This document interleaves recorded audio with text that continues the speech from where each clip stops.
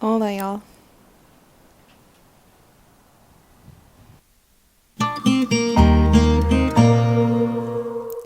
It is quite a bizarre thing to film an entire workout and then put it online for people to watch. But here I am. Fitness influencers do it all of the time, and for the purposes of today's video, I'm doing that as well. Now, I thought that I could maybe use clips that I took from classes all month long and make a video of them. But the quality is all over the place. My phone decided to run out of memory, and I didn't want to include my classmates who also attended 30 or more classes in 30 days in the background of the videos. So here is my solution. I set up my camera in my backyard and did a very gentle 10-minute flow just for the purposes of this video. I don't typically like to practice at home. My girls are there, and sometimes it's fun to maybe practice my handstands or a specific skill that I'm working on. But as far as going through an entire flow, that has been hard for me since they were babies. So, as we talked about a couple of weeks ago, I am keeping motivated this year by setting different 30-day challenges for myself. The first month was brought to you by the yoga studio that I attend, Black Swan Yoga. They have a promotion where if you attend 30 classes in 31 days, you get a month free membership. So I kind of gamed it to where I could take the weekends off so I could spend that time with the girls and, doubled up on as many days as I could. They allow 5 that count towards your total count, and was able to get 32 classes by January 30th. I learned a lot in this time, and I wanted to share some of that with you here. Firstly, is yoga the all-encompassing method of exercise that I would like to use to stay fit and healthy? No. Was the biggest challenge that I faced in attending yoga classes full of people trying to do this challenge, whose bodies looked nothing like mine. The hardest part of this challenge, yes.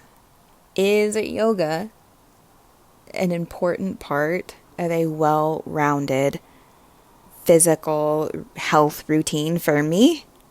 Absolutely.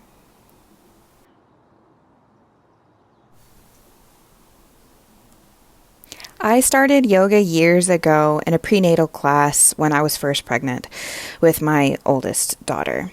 I attended the classes weekly, and it was something I was able to keep up through my pregnancy and while breastfeeding all of my girls. If I increased my activity outside of that, my milk supply would drop. So it wasn't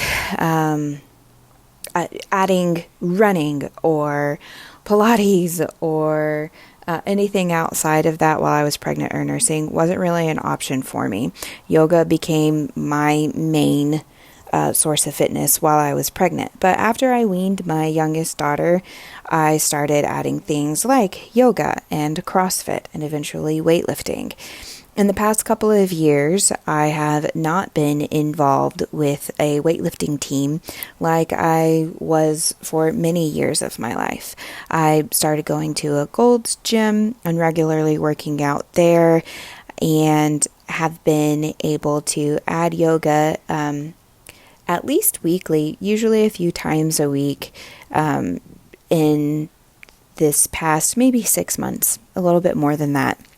When the yoga challenge came along, I thought that it would be a really good idea, considering in the Gold's Gym that I go to, it's really packed in January, like not able to get any equipment kind of packed. So I thought I'll pause that membership and just focus all of my efforts on yoga for a month.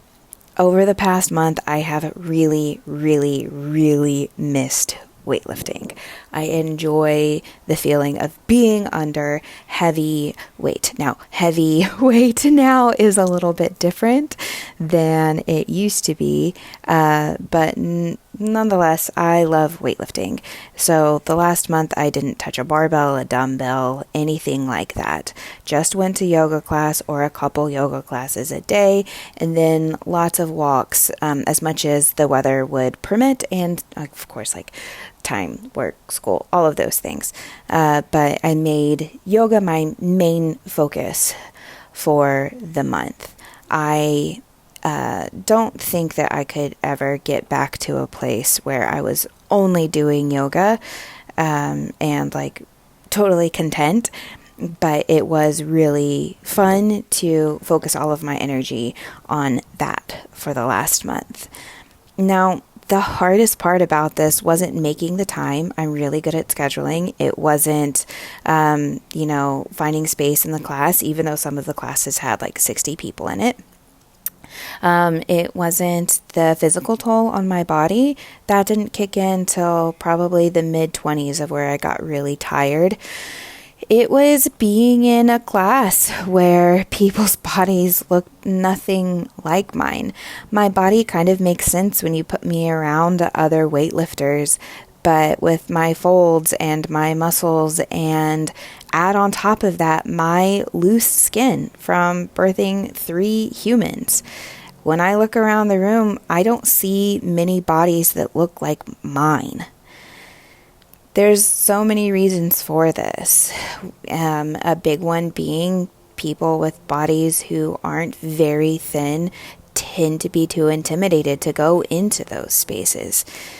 Sometimes the very thin bodies in those classes are celebrated more and featured more on advertising for classes than bodies that are bigger or curvier.